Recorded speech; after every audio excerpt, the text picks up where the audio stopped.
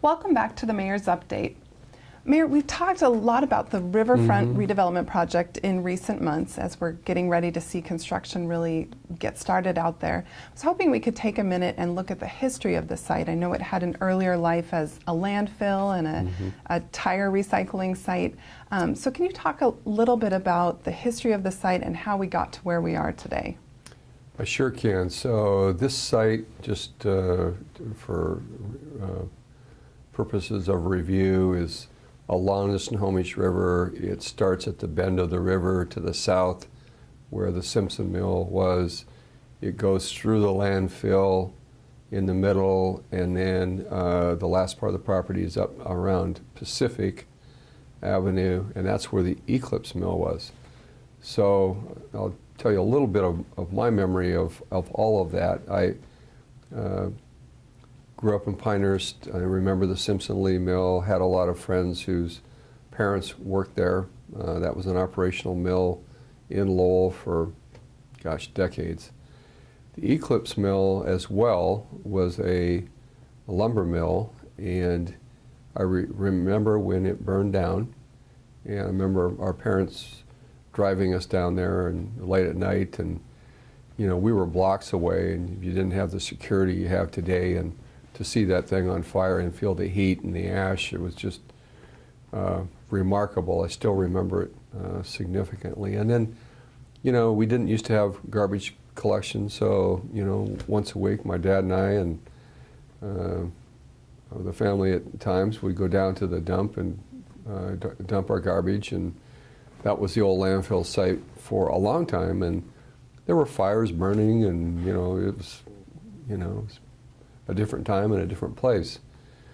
So what happened with all of that was sort of this continuing evolution of cleanup that's been necessary in a lot of industrial communities across the country.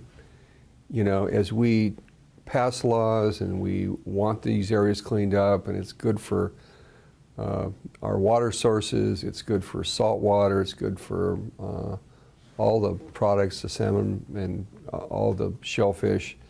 There's really been a drive to clean these sites up. So what we were faced with in the city of Everett was a situation where we had a mill close, we had the landfill close, we had direction and edicts by the federal government and the state that we had to clean that up. And a lot has been invested in that site over those years, you know, approaching $100 million. But a lot of that money came through federal grants and state grants. But we had a responsibility to clean that up. So we capped the landfill. We have cleaned up the Simpson site and capped that, as well as the Eclipse site. And through this process, which has been years and decades in the making, there were a lot of different options considered.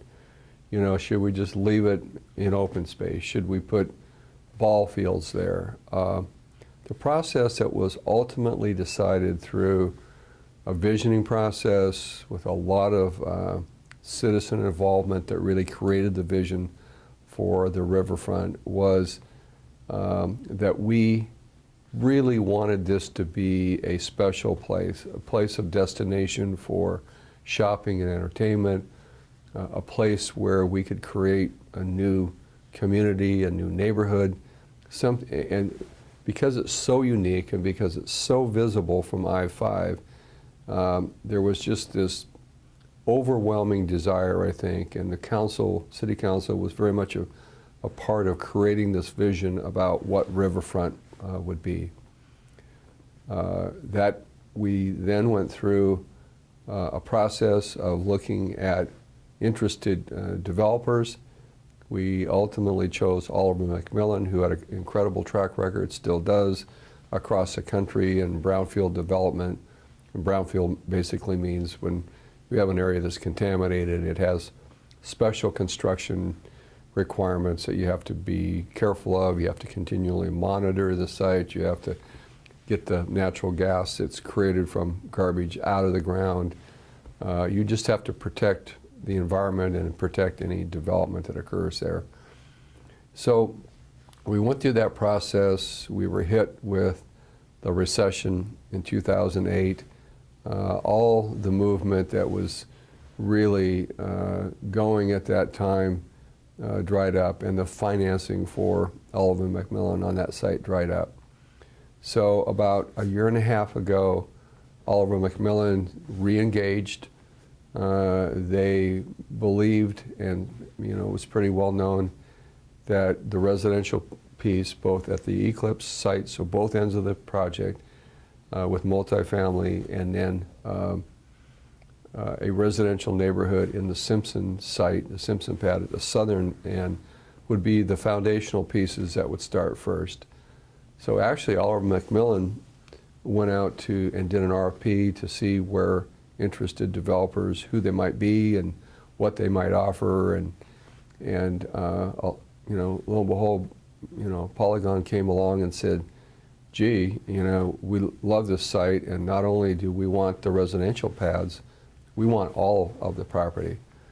So a price was agreed upon, the property was sold, and over the last several months, Polygon came in to the staff and then ultimately to the Planning Commission, which is a group of citizen volunteers, and presented their plans, preliminary plans for the Simpson site as well as the Eclipse site. And that plan differed from in density from the original vision. And I think we had concerns at the staff level. Obviously, citizens and the Planning Commission had concern that it somehow was straying away from the original vision for the site. Polygon listened. They went back and modified their plan, less density, which I think is good and will make for a more wholesome neighborhood, if you will. But they listened to what the citizens were saying and what the Planning Commission was saying, and ultimately changed their plan. That plan has been unanimously approved by the Planning Commission, will now go this month to the City Council for their consideration. But I really think they have, in my view, it's democracy at its best. It was a difference of opinion, making sure the vision was still intact, and I strongly believe it is. The plan got modified, and now they're ready for approval, hopefully by the City Council, and then we'll move forward this year, 2014, with all the road work, the streets, the laying out of the lots, and then they'll start construction next year. So I think we're getting closer. It'll be great to see buildings start to be built on that site, and then the next phase around 2017 will come in the form of commercial development on the landfill site. That's really great. It'll be great to see, as you said, buildings coming out of the ground out there. I know a lot of people have been waiting for that. Again, the city will benefit in a number of ways. We're going to have a new neighborhood, and because we have such a high percentage of rental property in the city, approaching 60%, this will add a new dimension for us in housing stock that we currently don't have in terms of a new neighborhood.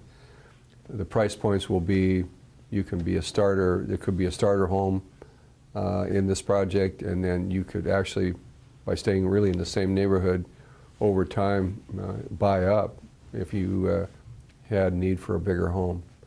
And then we will see this commercial development occur, and it was always the intention that this would be a destination. And so we really focused on sort of unique mixed-use kinds of development there. And while it's too early to talk about some of the interest, I'm very excited about some of the businesses that are showing interest there. I think it will be exactly what we want. And again, its proximity to I-5, its visibility, it's going to be a great development. That's really great. Yeah. Well, before we close, I'd like to shift gears really quick and talk about a major transportation project that will affect drivers this year, the Broadway Bridge project. So can you give us a quick update on what's going on with that project and what drivers are going to see? Broadway Bridge, which is just on Broadway, just north of Hewitt, right by the event center.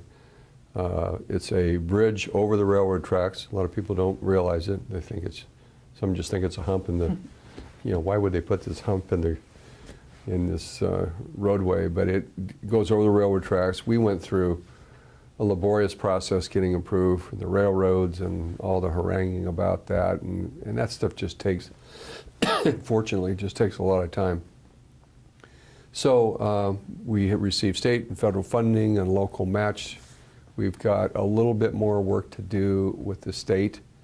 And again, anytime you're dealing with multiple partners, these things always seem to take longer than we want. But we want to be under construction this year. We chose a path of completely closing that bridge for a year. It saves us about $1 million in construction costs. You're probably looking at 6 to 9 months of actual closure and detour around that.